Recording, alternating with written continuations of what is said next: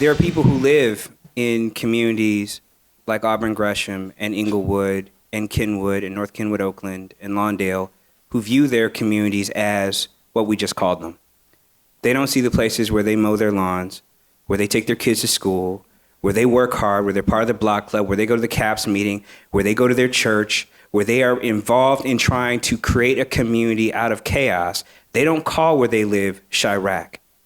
They haven't allowed the gangbangers to take control of their neighborhoods and to label it as that. And they work every day to make their neighborhoods just as good as any other neighborhood in the city of Chicago.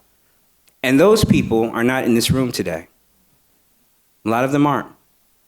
But they come up to me and they tell me, you know, Alderman, I appreciate you standing up for us because I don't want my neighborhood to be known as Chiraq. This is where I bought my home. This is where I decided to put down my roots. This is where I believe we can make the world a better place. And I refuse to allow these people to call where I live that name. And I think that's an important thing to bring up. There's a lot of hope in these communities.